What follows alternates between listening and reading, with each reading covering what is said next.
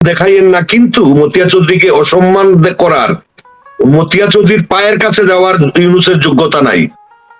ইউনূসের কোনো যোগ্যতাই নাই পায়ের কাছে যাওয়ার মতিয়া চৌধুরীর। এই লোকটার এই কারণেই আমি ব্যক্তিগতভাবে জীবনে ক্ষমা করতে পারবো না। এটা এখন আমার মেজাজ খারাপ হয়ে যাচ্ছে এটা শোনার পরে। তা আমি প্রসঙ্গে আসি, যেটা আপনি বলছিলেন, হ্যাঁ খালেদা জিয়ার ভিভিআইপি অতি গুরুত্বপূর্ণ, হ্যান ত্যান, মানে মাতলামি করতেছে উনি, এটা দেখানোর জন্য দেখাচ্ছে। ওই যে 203-এ যেইভাবে হয়, দেখছস আমি এরে করছি হেরে করছি এই করছি তোরে করি নাই, এই ধরনের একটা কি বলবো এইগুলারে চাইল্ডিশ একটা ঘৃণিত একটা কাজ। তারেক জিয়া উনি ভারপ্রাপ্ত সম্পাদক একটা দলের, উনি কোনো মন্ত্রীও না, কোনো এমপিও না, মন্ত্রী এমপি ছিলেনও না, একটা দলের ভারপ্রাপ্ত। উনি রাষ্ট্র থেকে এই প্রটোকল, এই সিকিউরিটি, এইটা রাষ্ট্রের অপচয়। উনি হি ডাজন্ট ডিজার্ভ, উনি এটা পেতে পারেন না, এই সিকিউরিটি, এই উনি তাহলে কি, মানে কিভাবে উনাকে কোন থেকে দেয়া হচ্ছে? এটা প্রথমত হয় না এই 3 বাহিনীর থেকে। এখন আপনি যদি বলেন যে র্যাব পুলিশ, তো আমাদের এমন অবস্থা, আইন শৃঙ্খলা পরিস্থিতি, সাধারণ রিক্সাওয়ালাও, প্রান্তিক মানুষেরাও পুলিশ আর ভয় পায় না, মানে না। র্যাব, আর্মিতে একটু ছিল, যদিও আর্মি একটু মান মর্যাদা ছিল, যদিও তারা ডলার কামানোর উদ্দেশ্যে শুধু জাতিসংঘ পিস কিপিং ফোর্স আর কিছু বোঝে না, আর কোনো কিছুতে তারা নাই। কিন্তু তারপরেও পাবলিকের একটা ভয়ভীতি, মঈনুদ্দিন ফখরুদ্দিনের সময়ও দেখেছি, শাহাবুদ্দিন সাহেবের সময়ও, দেশ যখন চরম একটা মধ্য দিয়ে যাচ্ছে, তখন আর্মি 1 সপ্তাহের জন্য আর্মি না মানে হয়েছে, সারা দেশ ঠিক, সবাই ঠিক, আবার 1 সপ্তাহ পরে 2 সপ্তাহ তুলে নেওয়া হয়েছে। আর্মির প্রতি একটা ভীতিও ছিল, সম্মান ছিল, আর্মির একটা মর্যাদা ছিল। এখন আর্মিকে আমি বলবো, বাংলাদেশ সেনাবাহিনীকে চৌকিদারের পর্যায়ে, প্রহরী, নাইট গার্ডের পর্যায়ে এই ডক্টর ইউনূস নামিয়ে নিয়ে গেছে। এই কর্মকাণ্ডগুলো করে আর্মিরেও এখন দেখবেন আপনি, সাধারণ মানুষ কিন্তু ওই পুলিশের যে এখন ড্রেস করছে, বাসা বাড়িতে গার্ড প্রহরীরা যারা থাকে এই ড্রেসগুলা পরে এগুলা করতেছে উনি। এটা ওনার সাফল্য, 2 দিনের আগের সাফল্য। ঢাকা করাচি ডাইরেক্ট ফ্লাইট করে শুরু করেছে। করাচিতে ঢাকা থেকে কে যায় কে আসে? এইটা কি বাণিজ্যিক কারণে উনি করছে?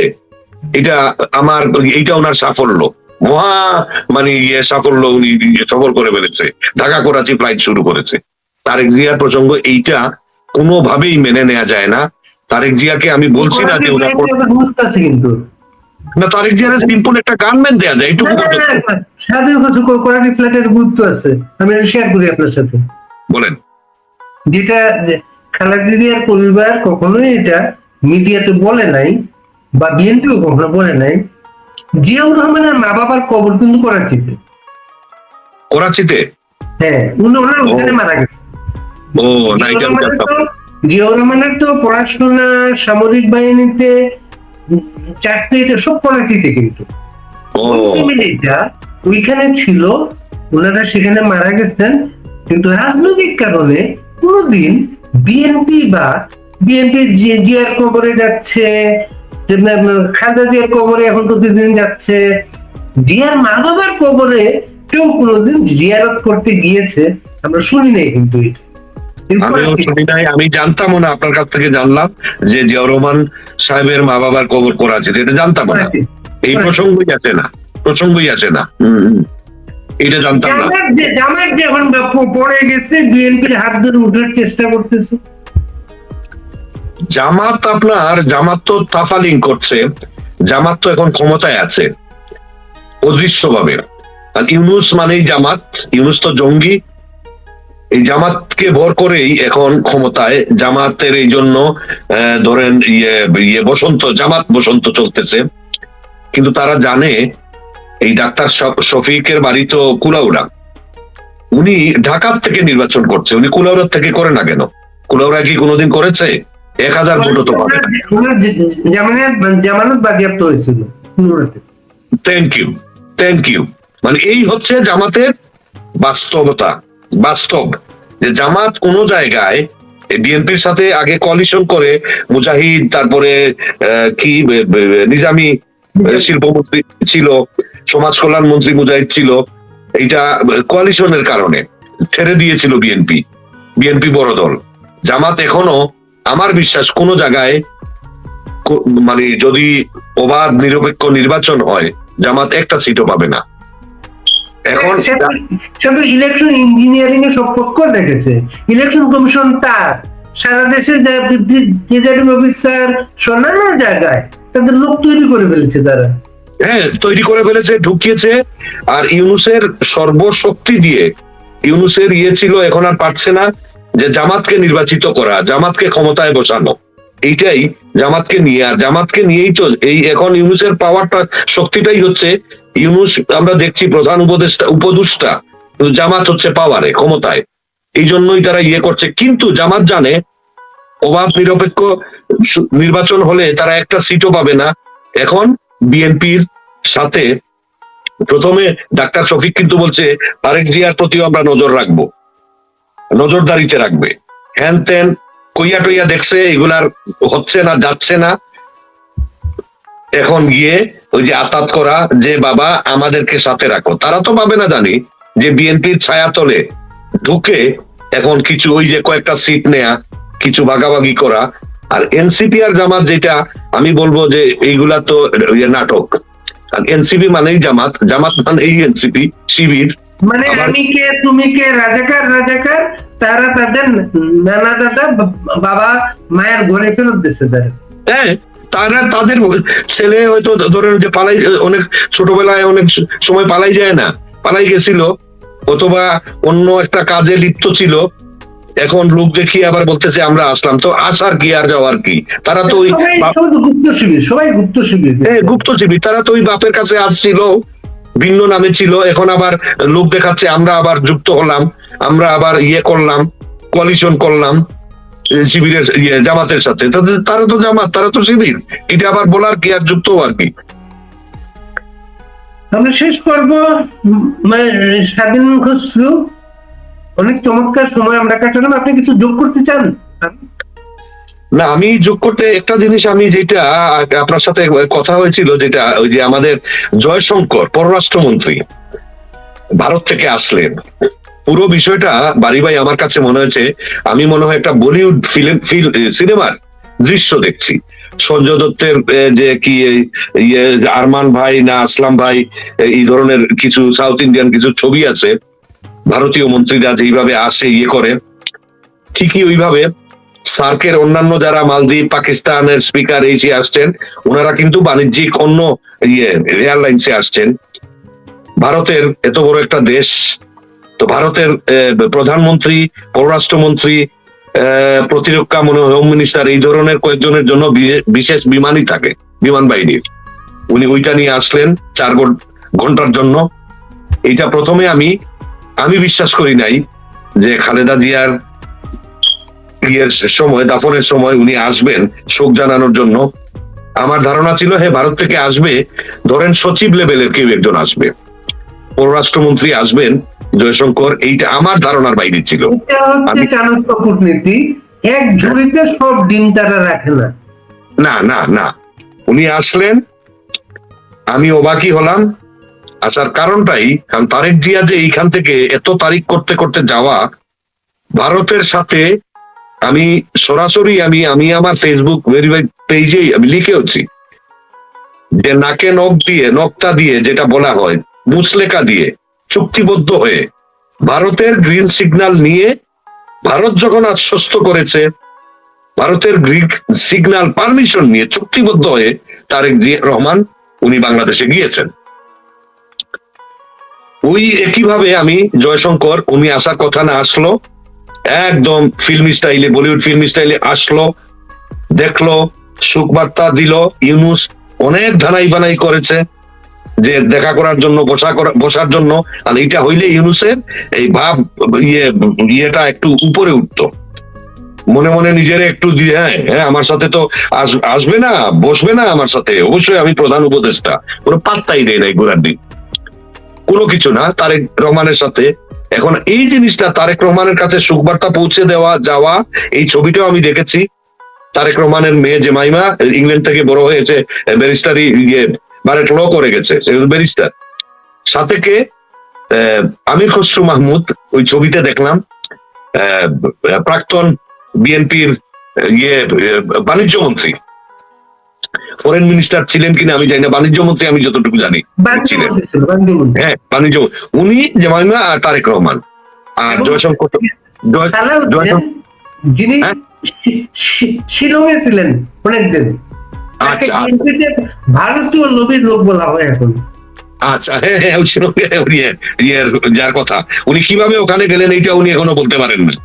উনি গুম হয়েছিলেন বাংলাদেশে, পরে পাওয়া গেল শিলংয়ে, বুঝছি। আর উনি এখনো এই গল্পটা শেষ করতে পারেন না যে কিভাবে উনি গেলেন। ওই সময় বলছিলেন, উনাকে আমার মনে হয় ভারসাম্যহীন একজন মানুষ। এনিওয়ে, ওনার সম্পদে 78 কোটি টাকা দেখানো হয়েছে। ও মাই গড, তাও তো কম আমি মনে করি, এটা তো কোনো বিষয় না। 78 তো কোটি, ওই বাচ্চা পোলা পাইন, ওই যে টুকাই যারা এনসিপির, এরাই তো আরো বেশি ইয়ে করে ফেলতেছে একটা টেলিফোনে, আরো বেশি হওয়ার কথা। এটা উনি ভুল ছাপিয়েছেন, মানে জমা দিয়েছেন ভুল। তো এই যে জয়শঙ্করের যাওয়াটা আমার কাছে যিনি বিষয়টা যেটা মনে হচ্ছে, বাড়ি ভাই, আমি যদি বলি যে ক্রিকেট খেলায় আপনি নিশ্চয়ই দেখেছেন, একজন ব্যাটসম্যান আউট হওয়ার পরে অথবা কোনো আম্পায়ার রিভিউ যদি থাকে, প্লেয়ার রিভিউ থাকে, যখন ডিআরএস এ যায় তখন সবাই তো ওয়েট করে, অথবা ব্যাটসম্যান আউট হয়েছে, যে আউট হয়েছে সে যাবে, আরেকজন ইন করবে। যখনই ব্রেক পড়ে তখন দেখবেন প্রত্যেক টিমের ডাগ আউট থেকে একটা ঘাড়ের মধ্যে একটা ইয়ে থাকে, একটা টাওয়াল থাকে, আর একটা পানির বোতল নিয়ে যায়, এজিভ সে পানি খাওয়ানোর জন্য। এটা পানি খাওয়ানোর জন্য না, ইটস এ ট্রিক্সও বলা যাবে না। এইখানে একজনকে পাঠানো হয়, কোচই পাঠায় কোন একটা বার্তা দিয়ে, যে ম্যাচের এই সিচুয়েশনে তুমি এইভাবে ইয়ে করবা, এই বোলারে তুমি ডিফেন্ড করবা, এই বোলারে তুমি পিটাবা, মানে একটা বার্তা দেয়া হয় ডাগ আউট থেকে। কারণ কোচ তো আইসা খেলার মাঝখানে বলতে পারবে না, ওই ব্রেকে এই কাজটা করে প্রত্যেক টিমের, প্রত্যেক দলের, আপনি দেখবেন। তো আমি এই প্রসঙ্গ কেন আনছি, আমার কাছেও এইটা মনে হয়েছে, যেহেতু তারেক রহমান ইন্ডিয়ার কাছে চুক্তিবদ্ধ, একদম সব ইয়ে করে নিরাপত্তা নিশ্চয়তা নিয়ে উনি গেছেন, কি করবেন কি করবেন না, কি বলবেন কি বলবেন না, আপনি তারেক রহমানের কথাই বুঝতে পারবেন যে ইন্ডিয়া বিরোধী কোনো কথা উনি আর বলবে না। আছে অনেক কিছু, এগুলাতে গেলাম না। তো যেইভাবে এই নিশ্চয়তা নিয়ে গ্রিন সিগন্যাল পেয়ে ভারতের উনি দেশে গেছেন, এই জয়শঙ্কর এসে ওই খেলার মাঝখানে যে একজন যায় বার্তা নিয়ে, জয়শঙ্কর শোক জানানোর থেকে আমার কাছে বড় ইয়ে হয়েছে, হ্যাঁ সব আমরা ঠিকঠাক করে গ্রিন সিগন্যাল দিয়েছি, বাচ্চা তুমি এসছো, আরেকটা বার্তা আছে, আবার একটা শো অফ করা আছে, বিশ্বকে দেখানো, হ্যাঁ আমি গেছি, আমি থাকি নাই, গিয়ে যে ফাইনাল মাঝখানের কথাটা দেখানো হচ্ছে, শোক বার্তাটা পৌঁছানো। বড় কাজটা হচ্ছে ওই বার্তাটা কানে পৌঁছে দেয়া, যে এই করবা, এই করবা না। এইটা আমার কাছে মনে হচ্ছে আসল কারণ। ডাস্টবিন শফিক বললেই প্রফেসর ইউনূসের প্রেস সচিবের কথা মনে পড়ে যায়, সবাই বুঝতে পারে এইটাই ওনার নাম হয়ে গেছে, শফিকুল আলম। যদিও আমি জানি ওনার ইয়ে, আমি ওনাকে, আমি সাংবাদিক ধরেন হুমায়ুন আহমেদের কারণেই আমি বাংলাদেশের প্রথিত যশা যারা ছিলেন, গোলাম সরওয়ার, প্রথম আলোর মতিউর রহমান, মাহফুজা নাম, ম্যাক্সিমাম সম্পাদক যারা, সিনিয়র সাংবাদিক যারা, জুনিয়র সাংবাদিক যারা মিডিয়ায় থাকার কারণে পরিচয় আছে, এই লোকটার নাম আমি জীবনেও শুনিনি। আমার নিজের কিছু ফ্রেন্ডও ছিলেন, আপনি চিনবেন, পীর হাবিবুর রহমান। বহুদিন সাংবাদিকতায় ছিলাম, আমি নিজেই শুনি নাই, কিন্তু আমি অবাক, শুনেছি, তাদের সাথে কাজ শিখেছি, এই নামটা আমি শুনি নাই, কিন্তু আমার দুর্ভাগ্য। আমি নিজে অবাক, আপনিও শুনেননি, আপনি সাংবাদিকতা আজকের থেকে না, তাহলে তো আমি যে শুনি না এটা এমন বড় কোনো ইয়ে না। এনিওয়ে, পরে আমি যখন থেকে ডাস্টবিন শফিক, ওই যে 21শে বই মেলার থেকে শুরু হলো, যে কর্মকাণ্ড থেকে, এটা আমরা সবাই জানি, ওইদিকে আমরা যেতে চাই না, রিপিট করতে চাই না। আমি কিন্তু গুগলে সার্চ করেছি, আমি নাম নিচ্ছি না, আমাদের সিনিয়র কিছু ফ্রেন্ড সাংবাদিক, ওনাদেরকেও আমি জিজ্ঞেস করেছি যে এই লোকটা কে, কিসে সাংবাদিকতা করত, কোন কোন পত্রিকা, কিসেতে, কোন মাধ্যমে। পরে আমি একজনের কাছ থেকে শুনলাম, গুগলে গিয়ে পেলাম যে এএফপি, ফ্রান্সের যে অনলাইন যে নিউজ পোর্টালটা আছে, ওইটাতে উনি, আমি রিপোর্টার বলবো না, প্রদায়ক, যে ছোটখাটো যে ইয়ে করে ওই ধরনের একটা ইয়ে, কোনো এটা বিশেষ কোনো ইয়েও না, সাংবাদিক হিসাবেও না ওই এএফপির। এইটুকু আমি বের করতে পেরেছি। এই মানুষটার কথা, কথা বলার ধরন, বিষয়, আমি এখন পর্যন্ত বাংলাদেশের যে ছোট যারা জুনিয়রও যারা সাংবাদিকতা করছে, করতে চায়, সাংবাদিকতা নিয়ে পড়ছে, আমি মিলাতে পারি না যে এই লোকটা কিভাবে সাংবাদিকতা করলো, সাংবাদিক হলো, প্রফেসর ইউনূসে প্রেস সচিব হয়ে গেল। কথা বলার ধরন, কথা বলা সাবজেক্ট, এটা কোনো শিষ্টাচারের মধ্যে পড়ে না। এই লোকটা চরম বেয়াদব, চরম। ব্যাপারটি জানেন খসরু, আমি তো স্বাধীন খসরু, এই পোস্টটা এমন, যার প্রেস সচিব তার চয়েস, কিন্তু তিনি এই লোকটাকে চয়েস করবেন বা এই লোকটাকে সহ্য করবেন, এইটাই এইটাই এত বললেন না, তিনি এই লোকটাকে পছন্দ করেন বলে সেখানে আছে, সে বলেই আছে। এটা নিয়ে দুই একবার আমি লিখিয়েছিলাম যে প্রফেসর ইউনূসের যে এনজিও, দখলদার ইউনূসের যে এনজিও সরকার, সব এনজিও কর্মী, এরা কোনো রাজনৈতিক ব্যক্তিত্ব না, এরা চাপাবাজ। কয়েকজন হচ্ছে ওই যে talk show, professional talk show ইয়ে, আর বাকি সব হচ্ছে এনজিও কর্মী। এর মধ্যে ব্যক্তিগতভাবে আমি কয়েকজনকে চিনি। আর প্রেস সচিব, যে বাংলাদেশে গিয়ে এত আখাল পড়লো এই প্রেস সচিব আর ফারুকি নিয়ে, আমার প্রশ্নটা আগেও ছিল, এখনো, যে সংস্কৃতি মন্ত্রণালয়ের দায়িত্বের জন্য মোস্তফা সরোয়ার ফারুকি হচ্ছে ইয়ের চয়েস, ডক্টর ইউনূসের, আর এই ডাস্টবিন শফিক হচ্ছে প্রেস সচিব। মানে এই হচ্ছে দৃষ্টিভঙ্গি, দৃষ্টিকোণ ডক্টর ইউনূসের, এই হচ্ছে যেটা আপনি বললেন চয়েস। তো এই একজন মানুষের যদি এই চয়েস থাকে, এই অপশন থাকে, এই ধরনের মানুষদেরকে নিয়ে একটা দেশের, একটা রাষ্ট্রপ্রধানের মানে পছন্দ হয়, তাহলে এই মানুষটার রুচিবোধ, রুচিটা কোন লেভেলের, কোন জায়গার, এইটা আর বলার কোনো ইয়ে পড়ে না। তিনি আজকে আওয়ামী লীগের মতো একটা দল, মুক্তিযুদ্ধের পক্ষে নেতৃত্ব দেয়া দল, এই দলের সারা দেশে এত নেতা কর্মীর সমর্থক, এটাকে তুড়ি মেরে উড়িয়ে দিলেন। এটার কোনো ভবিষ্যৎ নেই এদেশে। এটা তো কি বলবো, এটা হাস্যকর শুধু না, এটা নির্বোধ বলবো, নির্বোধ, অশিক্ষিত, যদিও ক্লাস পাস করে থাকে উনি, বলবো কুশিক্ষিত। আওয়ামী লীগের মতো একটা দল, যার নেতৃত্বে বাংলাদেশ, মুক্তিযুদ্ধ, স্বাধীনতা, তার আওয়ামী লীগের কোনো অস্তিত্ব নাই যে বলতে পারে, এই লোকটা তো আমি বলবো না সে লেখাপড়া করেছে, তার কোনো শিক্ষাগত যোগ্যতা আছে। আমি বলবো যে ডাস্টবিন শুধু যে আখ্যা দেওয়া হয় না, টাইটেল না, পদবি না, ডাস্টবিনে আমরা তো ময়লা রাখি, ময়লার থেকে ময়লা আবার রাখাও বেশি দিন রাখা যায় না, ময়লা আবার ফেলে দিতে হয়, না হলে দুর্গন্ধ ছড়ায়, পরিবেশ নষ্ট করে। এই ডাস্টবিন শফিক শুধু ডাস্টবিন না, এত ভয়াবহ ময়লা ছড়াচ্ছে, রোগ জীবাণু ছড়াচ্ছে, দুর্গন্ধ ছড়াচ্ছে। এখন তো আমি এখন ফিল করছি, ভাবছি যে এই নামটা শোনার পরে এই লোকটার কথা বলতে গিয়ে মনে হচ্ছে আমার নাকে দুর্গন্ধ লাগতেছে, পচা দুর্গন্ধ, যে এই ধরনের কথা বলতে পারে। আর আমার বলার কিছু নাই। হ্যাঁ, স্বাধীন খসরু, বাংলাদেশে খুব আলোচিত একটা বিষয় এখন হচ্ছে গানম্যান খুব আলোচিত বিষয়। আমাদের অনেক খুব পপুলার ফেস আমাদের ছাত্র আন্দোলনে ছিলেন, তারা সবাই এখন গানম্যান চান।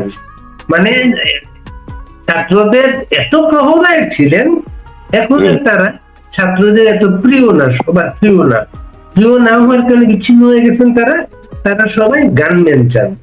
বিশেষ করে হাদির ঘটনার পরে অনেকে গানম্যান পেয়েছেন, গানম্যান নিয়ে ঘুরছেন। তারপরে তো হুমায়ুন আহমেদের খুব ঘনিষ্ঠ লোক ছিলেন। হুমায়ুন আহমেদকে একবার কিন্তু গানম্যান দেওয়া হয়েছিল।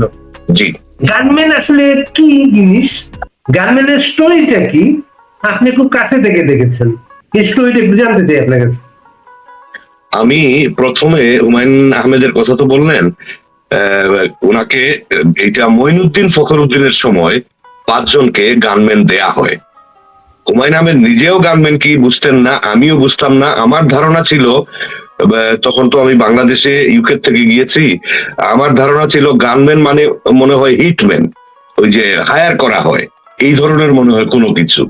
পরে জানলাম যেহেতু হুমায়ুন আহমেদকে তখন গানম্যান দেয়া হয়েছে, আমি থাকতাম দক্ষিণ হাওয়া হুমায়ুন ভাইয়ের সাথে। গানম্যান স্বরাষ্ট্র মন্ত্রণালয় থেকে দেয়া হয়েছে এইটা 9/11 মঈনুদ্দিন ফখরুদ্দিনের ওই সময় 5 জনকে দেয়া হয়েছিল। এর মধ্যে একজন হুমায়ুন আহমেদ, ডক্টর কামাল হোসেন সহ 5 জনকে দেওয়া হয়েছিল। হুমায়ুন ভাই প্রথমের থেকে উনি ভীত ছিলেন, বুঝতে পারছিলেন না যে আমি তো গানম্যানের জন্য অ্যাপ্লাই করিনি, গানম্যান আমি কারো কাছে চাইনি, তো আমাকে কেন গানম্যান দেয়া হচ্ছে, তারপরে গানম্যানের কাজটা কি এইটা উনি জানেন না। একটা লোক আইসা ড্রয়িং রুমে বসে থাকে, রাতে চলে যায় ঘুমানোর সময়, আমরা আবার হাসাহাসি করতাম সে রাতেই তো থাকবে, দিনে থাকবে কেন সারাদিন। তারপরে আমরা নুহাসপল্লী শুটিং এ যাচ্ছি, সে আমাদের সাথে আছে, হুমায়ুন আহমেদ যেইখানে যাচ্ছেন সেইখানে আছে।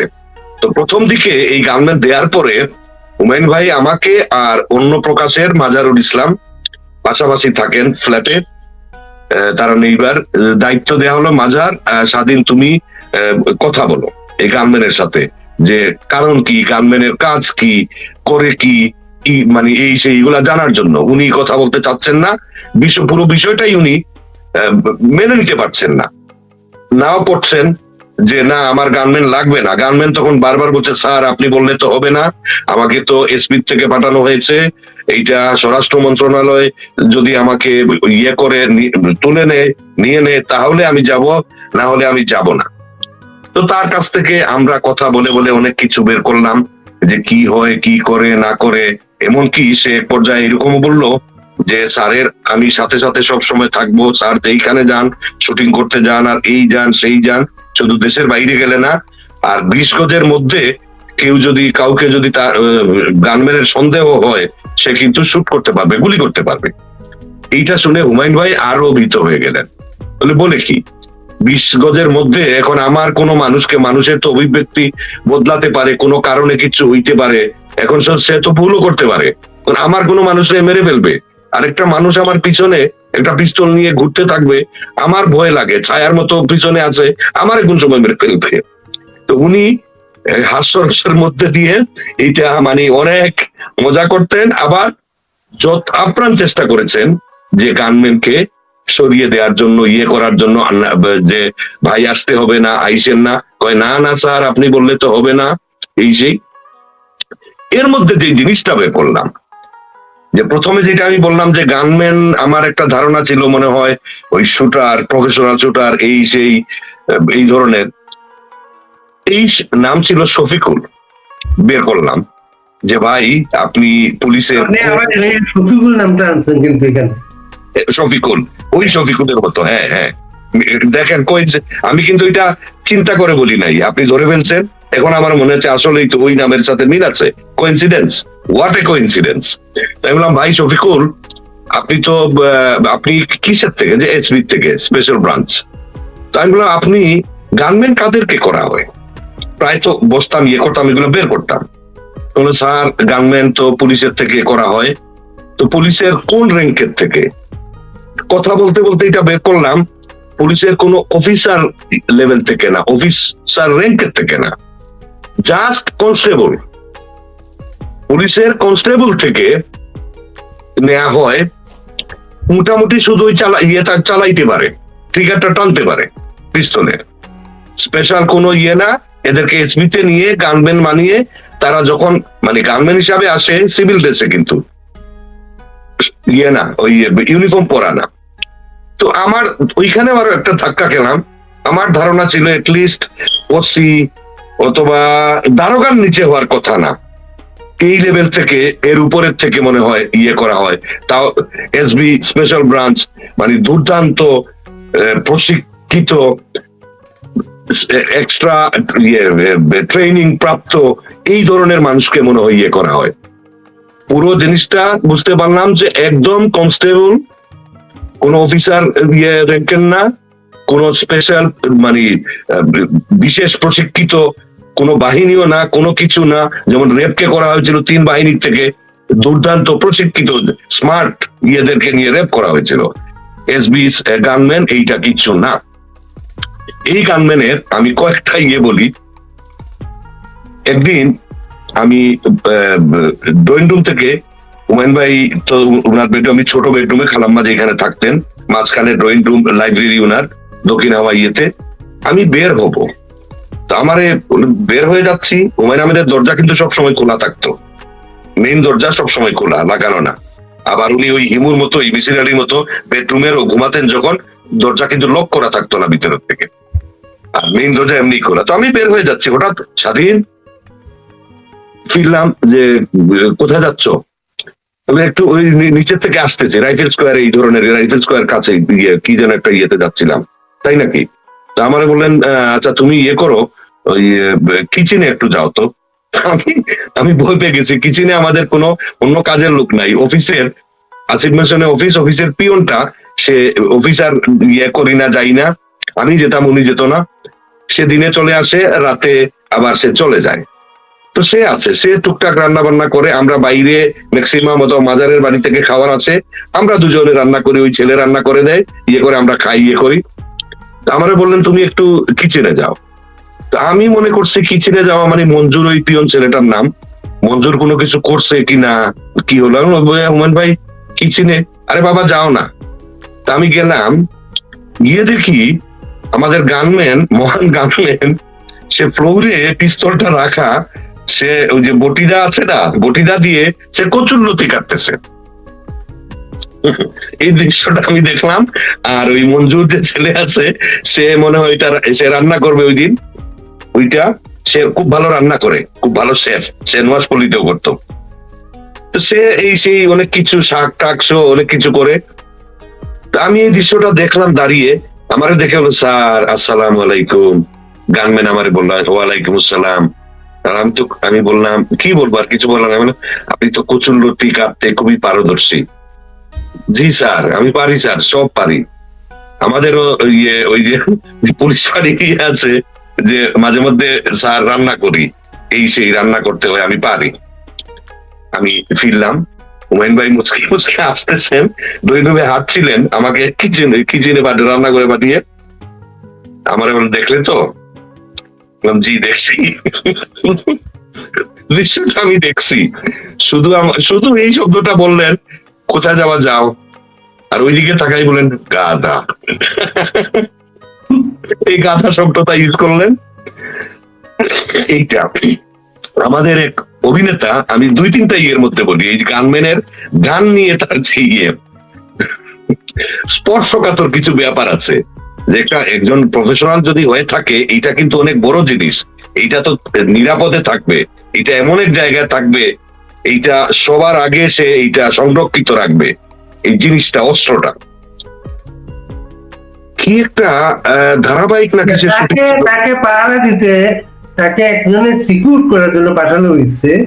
সে তার ফ্রন্টে থাকার কথা বা তার সাথে থাকার কথা, সে কিচেনে কচুরলতি কাটতেছে। নোয়াজপল্লিতে আরেক ঘটনা বলি, অনেক ঘটনার মধ্যে আরেক ঘটনা। সে যে রুমে থাকতো নোয়াজপল্লিতে, এখন তো তাদের থাকতে দিতে হবে, কারণ সব আর্টিস্টরা, টেকনিশিয়ানরা কিন্তু বড় যে ঘরটা আছে, সবার জন্য দালান ঘর, সমুদ্র বিলাস, ওইটাতে থাকে, অনেকগুলো রুম আছে, ড্রয়িং রুম আছে, বারান্দা আছে, শুটিং হয়, তারা থাকে ওখানে। আর বাংলোতে 4-5টা রুম, হুমায়ুন আহমেদের বইয়ের নামে প্রত্যেকটা রুম, যেটা আমি লিখেছিলাম আমার রুম নিয়ে, যে আমার আয়না ঘর, আমারটা ছিল আয়না ঘর হুমায়ুন আহমেদের বইয়ের নামে। দেবী ছিল সুনীল দা, কবি বেলার থেকে আসছে, জানি না, হয়তো তারা এখান থেকে নিছে। হুমায়ুন আহমেদের অনেক আগের কিন্তু আয়না ঘর। আর রুমের নাম ছিল, যে রুম আমি থাকতাম বরাদ্দ, এটা লক করা থাকতো। প্রথম রুমটা হচ্ছে দেবী। এই দেবীতে সুনীলদা, বিবিআইপি যারা এই ধরনের কেউ আসলে থাকতেন, উনি থাকতেন অচিনপুর। আমারটা ছিল আয়নাগর, শ্রাবণ মেঘের দিন, দুই দুয়ারি, এইভাবে প্রত্যেকটা 6টা 7টা রুম ইয়ে ছিল, একটা কিচেন আর বাকি 6টা রুম আর ড্রয়িং রুম। তো আমারটা ছিল আয়নাগর। আপনি যেটা বলেছেন হয়তো ওরা এখান থেকে আয়নাগর নিয়েছে, আমি লিখেও ছিলাম। তখন আমারে অনেকে আবার বিদ্রুপ করেছে, আপনি এত বড় একটা ইস্যু নিয়ে আপনি ফাইজলামি করলেন। ফাইজলামি করলাম কই? এটাই আমার আয়নাগর, এইখানেই ছিল আমার নিবাস, আমার আবাসন। এনিওয়ে, সে গানম্যান একবার তারে দেয়া হয়েছে যে রুমে, ওই কিচেনের পাশের একটা রুম, এখন তো ওই মেইন সমুদ্র বিলাসে শিল্পীদের সাথে সে থাকবে না, থাকতে পারবে না আইনগত ভাবে, কারণ হুমায়ুন স্যারের পাশে থাকতে হবে, তার 20 গজের মধ্যে থাকতে হবে সব সময়। তো শুটিং চলছে দিন কাদিন, সে খুব আমোদ ফুর্তিতে সে মাঝে মধ্যে ডিরেকশন দেওয়া শুরু করে দেয়। জুনিয়র নতুন আর্টিস্ট গেলে এদেরকে গিয়ে আবার সে ডিরেকশন দেয়, এইভাবে দাঁড়ান, এইভাবে কোন, ওইভাবে কোন। হুমায়ুন ভাই এগুলো খুব খেয়াল করে আর মজা করে, আবার মাঝে মধ্যে জিজ্ঞেস করে গাধাটা কি করে, গাধাটা কি কয়, এইভাবে করে, সামনে কিছু বলে না। সে হঠাৎ একবার দেখি, আমাদের নামই বলি যে আমাদের মডেল শিমুল, আমার ফ্রেন্ড শিমুল ওই ইয়েতে শুটিং এ ছিল, কি একটা নাম মনে পড়ছে না কিছু। সে এই গানম্যানের পিস্তলটা নিয়ে সে দৌড়াইতেছে, ধাওয়া করতেছে গানম্যান রে, আর কইতেছে এই দিলাম কিন্তু, এই একদম গুলি করে, এই আসবে না, কাছে আসবে না, একদম গুলি করে দেবো। হুমায়ুন ভাই এগুলো দেখে আমারে বলতেছে, এই স্বাধীন ওইখানে কি হয়, কি করে ওরা? হুমায়ুন ভাই ইয়ে শিমুলের হাতে গানম্যানের পিস্তল, গান সে গানম্যানরে দাওয়া করতেছে আর টিজ করতেছে, দৌড়াইতেছে, ইয়ে করতেছে। নুয়াশপল্লির মাঠে অনেক বড় তো জায়গা, যেখানে শুয়ে আছেন হুমায়ুন ভাই, ওখানে লিচু তোলা, লিচু বাগান, ওই ইয়ে দিয়ে আম বাগানের পাশ দিয়ে সে দৌড়াইতেছে, আর পিছন পিছন দৌড়াইতেছে গানম্যান। সে এইটা নিয়ে হুমায়ুন ভাই অবাক হয়ে বললেন, আমি এই লোকটারে কি বলবো, কি মহাবিপদে না পড়লাম এই গাধাটারে নিয়ে, এখন তো আমি কিছু করতে পারতেছি না। উনি কিন্তু তখন নূর ভাই আরো কার সাথে, অনেকের সাথে কথা বলছেন যে আমার গানম্যান লাগবে না, আমি এই জিনিসটা চাই না, এই গাধাটারে সরাও, কিন্তু পারতেছেন না, গেল এইটা। আরেকটা ছোট একটা কথা বলি, এই হচ্ছে আরেকটা, অনেকগুলো কাহিনী যে যতদিন যে ছিল। আমরা মির্জাপুর বাজার দিয়ে যাওয়ার সময় মহিষের গাড়ি দিয়ে আপনার গিভেন্সি পার হয়ে মির্জাপুর বাজার ওই দিক দিয়ে, তখন মহিষের গাড়ি, লাল মাটি, এঁটেল মাটি, মহিষের গাড়ি দিয়ে যেতাম, কাদা হয়ে যেত। বর্ষার সময় থাকতো, শীতের সময় অনেক জায়গা কাদা এই ধরনের দিয়েছিল। আসার সময় আসতাম আমরা নোয়াশপল্লির পুকুর পার দিয়ে, নৌকা দিয়ে আমরা খাল দিয়ে একাউরের মতো জায়গা আছে ভাওয়ালগড়ের ইয়ের মধ্যে, শ্রীপুরে, ওইটা দিয়ে মির্জাপুর বাজারের গাড়ি থাকতো, ওখানে উঠতাম, ওই দিক দিয়ে আসতাম। সে নৌকা রীতিমতো নৌকার ঠিক সামনে গোলই, যেটা বলি গোলই, ওইখানে সে বসা, তার ইয়ে নিয়ে সব। সে এক পর্যায়ে বসা অবস্থায় আমরা গল্প করতেছি, 1.5-2 ঘন্টার মতো লাগে ওই হাওর পাড়ি দিতে। আর এটা মজার একটা জার্নি, হুমায়ুন ভাই ইচ্ছা করে এই নৌকা জার্নিটা করতেন, যাওয়ার সময় একভাবে, আসার সময় একভাবে, হাওরের মাঝখান দিয়ে। সে গলুইতে তার ইয়েটা রাখছে, পিস্তলটা রাখছে। আমরা নামছি, নামার সময় হুমায়ুন ভাই তো প্রচুর ধূমপান করতেন, যদিও এটা বলা ঠিক না। গাড়িতে ওঠার আগে সে উনি ইয়ে করছেন, সবাই আমরা, সে দৌড়াই চলে আসছে। সে গাড়িতে, মাইক্রোবাসে, মিনিবাসে, যেটা হুমায়ুন ভাই, সে সামনে বসতো। হুমায়ুন ভাই নর্মালি কিন্তু সামনে বসতেন, আমি বসতাম, উনি না বসলে আমি সামনে চালকের পাশে বসি। তো সে আসার পর থেকে এইটা তার জন্য, কারণ তার পিছনে দেয়া যাবে না, সে থাকতে হবে, সে নিজে বলছে এই সেই। সে উঠে গেছে মিনিবাসে, আমরা পিছনে উঠছি, মিনিবাস ছেড়ে দিছে, দৌড়ায় আসছে মাঝি, স্যার থাকেন। তখন আমরা ফিরে তাকাইছি, দৌড়াইতেছে। মনে মনে দৌড়ায় কেন? আমি তখন থেকে তার হাতে পিস্তল, ওই মাঝির। আমি বলছি, হুমায়ুন ভাই হাত দেখেন। সে স্যার থামান, এটা দেখাইতেছে। এই শফিকুল পিস্তল ওই যে নৌকাতে রাখছিল, সেটা রাইখা সে চলে আসছে। এই রকমের অসংখ্য কাহিনী আছে, এগুলা বলে শেষ করা কৌতুক। তখন মনে হলো যে তো গানম্যান না, ফানম্যান, আর এই ফানম্যান দিয়ে কারো রক্ষা প্রতিরক্ষা, কাউকে ইয়ে করা, নিরাপদ রাখা, এটা মোটেও সম্ভব না। মানে একটা আপদ, একটা বিপদ, এর জন্য আরো অনেক কিছু ঘটে, আমি মাঝখানে আরো অনেক কিছু হয়েছে তাকে নিয়ে। লাস্টে এই গানম্যান, আবার শেষ করে ফেলতেছি, কোন এক কারণে তারা সাসপেন্ড করা হয়েছিল সাময়িকভাবে জয়দেবপুর থানার ওসি গিয়ে, এই নোয়াজপল্লীতেই শাস্তি স্বরূপ তার ইয়ে করা হয়েছিল। হুমায়ুন ভাই আবার ইয়ে করছেন, তার বউ বাচ্চা আছে, এটা গাধা, এর বুদ্ধি শুদ্ধি নাই, এই জন্য এদেরকেই মনে হয় বাংলাদেশ সরকার গানম্যান বানায়।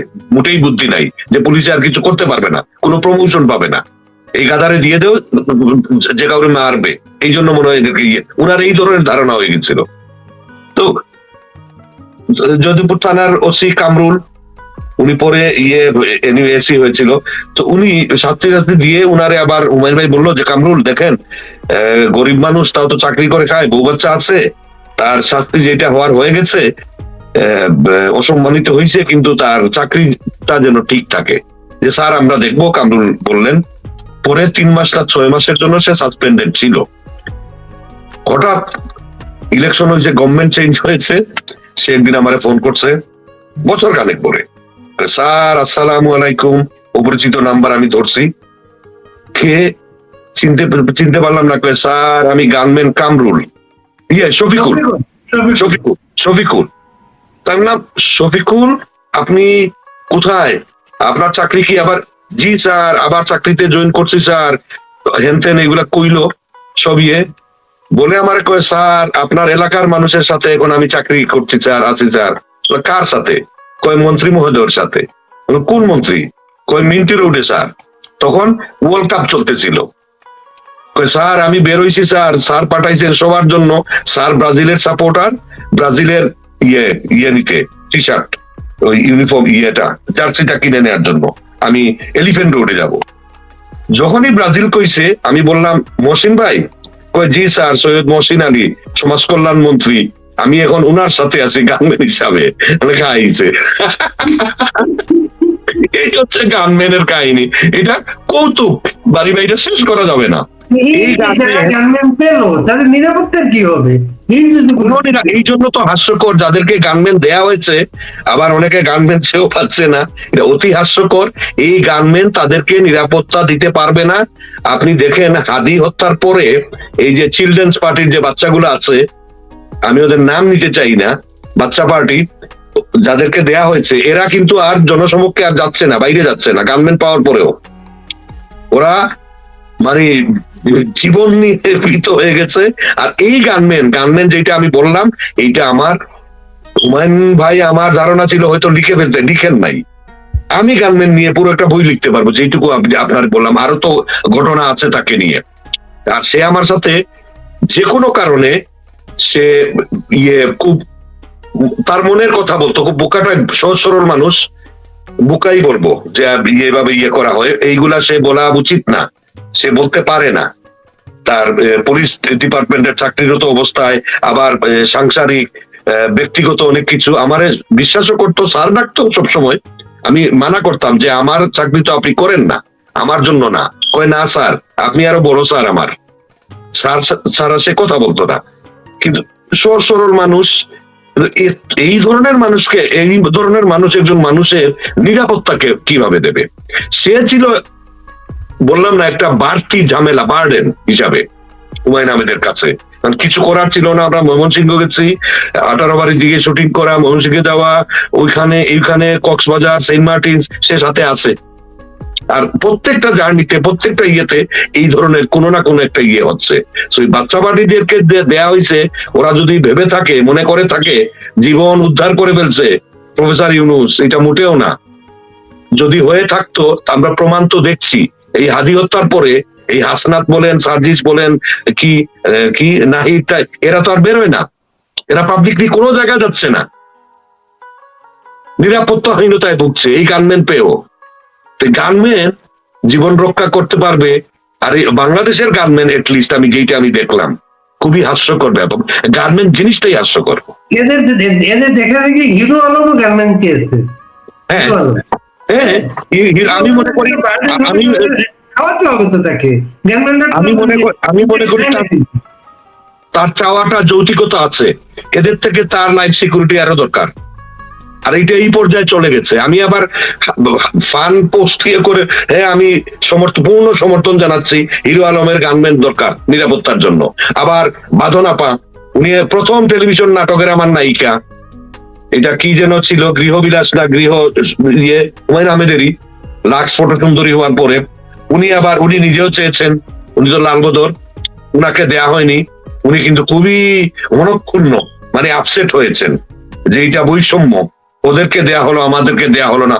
হিরো আলমের সাথে উনিও দাবি করেছিলেন আমারও নিরাপত্তার জন্য গানম্যান দরকার, কিন্তু উনাকে দেয়া হয় নাই। কিন্তু আমি উনাকে গানম্যান দেয়া হোক সমর্থন করি নাই, ফান করে হিরো আলমের কথা বলেছি।